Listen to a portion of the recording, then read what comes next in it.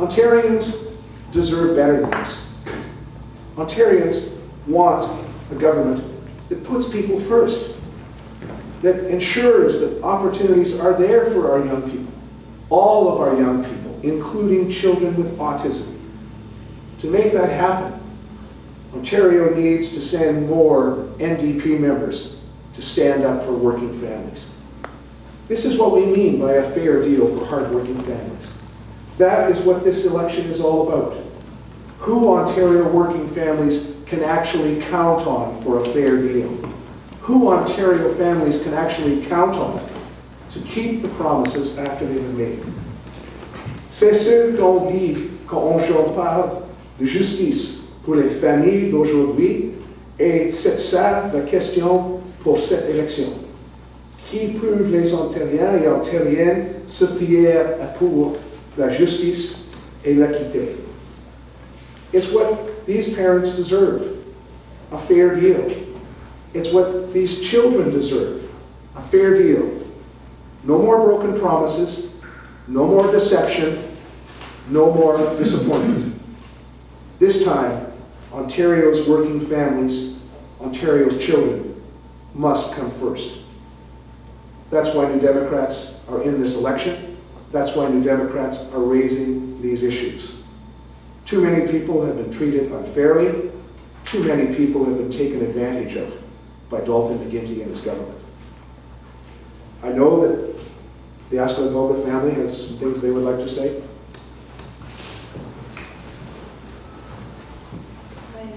Go ahead. We have 11 years old son. His name is Burak. And also he has a seizure disorder and with autism. And he got both severe on this disease. And my son, he was on IBA treatment when he was age 5, but before that he was on a waiting list for 2 years. And then when he became 6 years old, and then he was out of the school because of his age.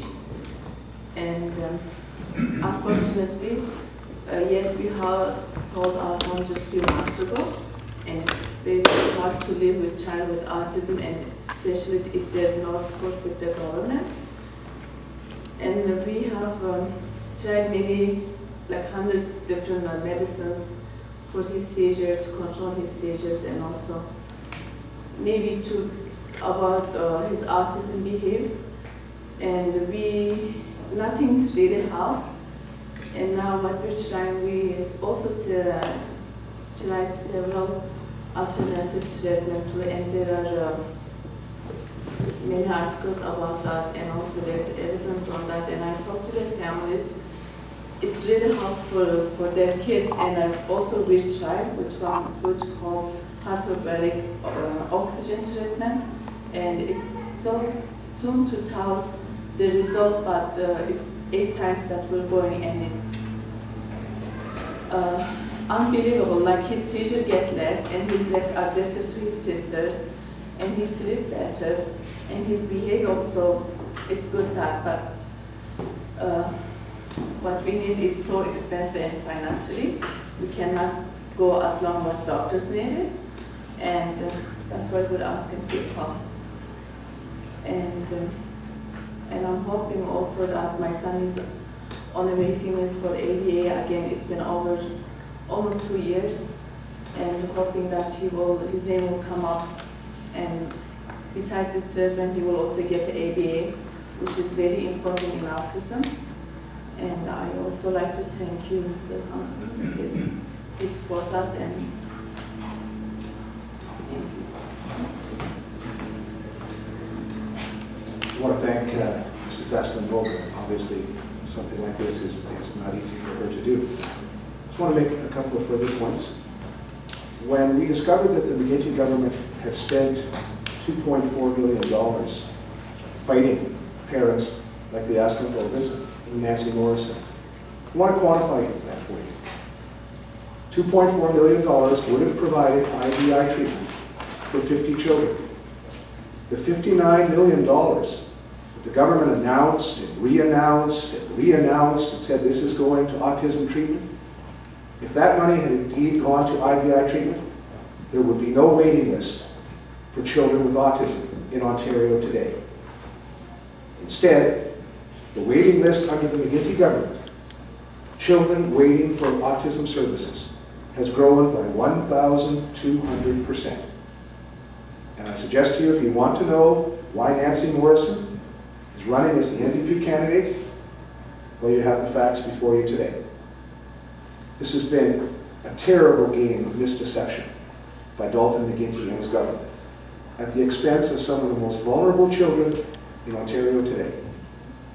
That's who this election is about. Any questions? What are you proposing to do as far as funding for these families? We'll be laying out exactly how we're going to fund autism services. I just make this point. If a child is born in Ontario today and a child is visually impaired or hearing impaired, there are special programs, even special schools. But if a child with autism is in Toronto, in Ontario today under the McGuinty government, the McGuinty government seems to be saying to them, you're on your own. That's the level of unfairness here. So we'll be laying out exactly how we're going to approach this issue in some detail in a couple of days. But today, this is about who this election is about. And it's about these kids and these parents. If you bring up the issue and yet you're not ready to lay out the platform, what you mean? I'll be happy to lay that out in a couple of days, along with some other educational services that are interlinked and interwoven. Let me just say this. The McGuinty government has said that they will dedicate now $10 million to moving autism services into the school. The McGuinty government had 4 years to do that. 4 years. And they failed, and they refused. And $10 million will not do it. Monsieur Hampton, qu'est-ce que vous proposez pour les familles d'enfants autistes?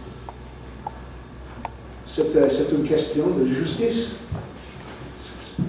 C'est les enfants qui ont besoin de services